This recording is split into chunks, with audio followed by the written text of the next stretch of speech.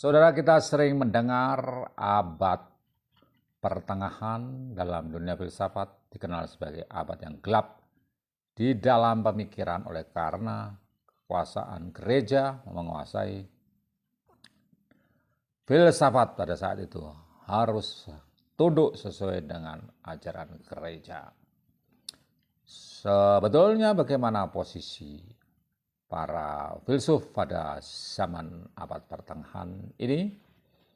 Kita perlu memahami bahwa zaman abad pertengahan ini adalah zaman antara dunia filsafat kuno, yaitu Romawi dan Yunani dan Romawi, dan pada zaman modern, yaitu mulai zaman Renaissance sampai abad pencerahan, yang dengan pertengahan antara kuno dan modern itu dimulai pada abad kelima dan diakhiri pada abad 17 atau awal abad 17. Nah, tepatnya oleh para ahli dikatakan ada 476.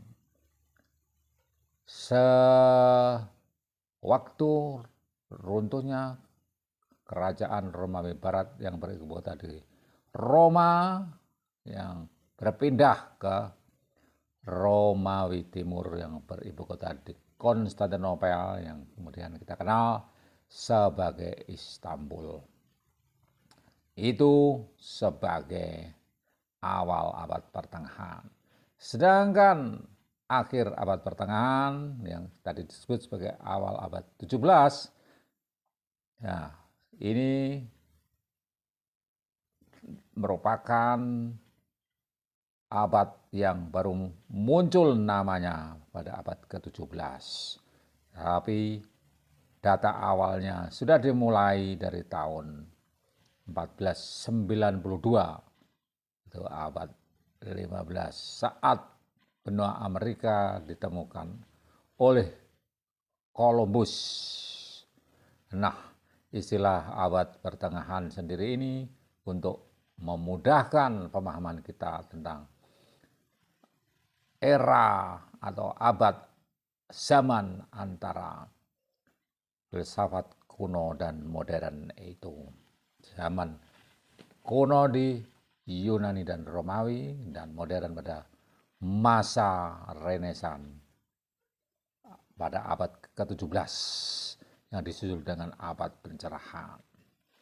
Dengan demikian kita melihat bahwa rentang waktunya adalah 1000 tahun sejarah filsafat Barat kuno, Yunani dan Romawi, yang dimulai pada 5 sebelum Masehi, abad ke-5 sebelum Masehi, itu sekitar tahun 500-an, sampai abad 5 sesudah Masehi. Jadi 1000 tahun itu.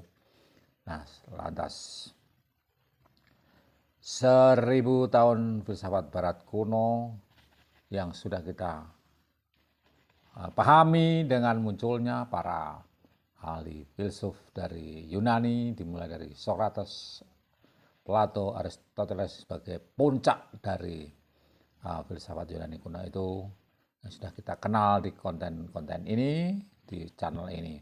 Nah, sekarang kita masuk pada filsafat abad pertengahan yang ciri khasnya sangat erat kaitannya antara agama Kristen dan filsafat. Maka tidak keliru bila abad pertengahan ini merupakan filsafat Kristiani atau Kristen, yaitu Katolik gerejanya dan Kristenan secara umum. Nah, pada saat ini pemikir-pemikir adalah para imam atau klerus rohaniwan dan biarawan gereja Katolik. Misalnya dari uskup, imam, pemimpin biara, dan rahib. Dan mereka pemikiran-pemikiran tercurah kepada agama Kristiani ini. Nah, apakah itu hanya berfilsafat tentang dogma dan ajaran gereja yang resmi. Nah, sebagaimana kita ketahui hubungannya selalu antara kitab suci dan iman di dalam pemikiran-pemikiran filsafat abad pertengahan ini yang mendasarkan pada wahyu Allah yang tercantum dalam kitab suci atau Alkitab. Dan ini selalu berhadapan dengan kemampuan berpikir manusia, yaitu rasio manusia.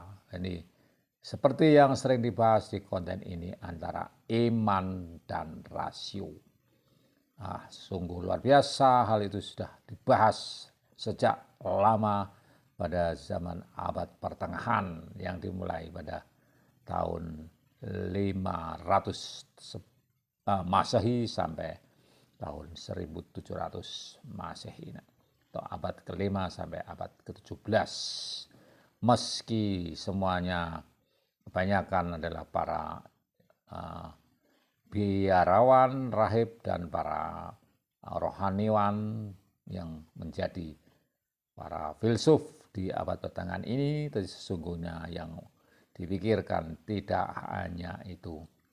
Tidak semua mempunyai jawaban atau pertanyaan dan persoalan yang sama dengan jawaban yang seragam. Tidak, banyak pemikiran yang menunjukkan tema-tema itu, bahwa mereka yang berbeda pendapat itu sesungguhnya dapat berdebat, berargumentasi secara bebas, meski oleh karenanya sering mendapat represi dari penguasa gereja, sehingga oleh kondisi itu maka disebut sebagai abad kegelapan.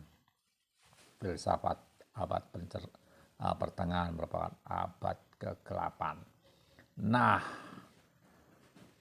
oleh karena masalah ini dominan terhadap hal itu, gereja sebagai otoritas kokoh dan yang kuat serta angkuh pada saat itu menyebabkan filsafat abad pertengahan ini sering disebut sebagai filsafat Kristen atau filsafat agama yang terutama berdasar pada ajaran agama Kristen.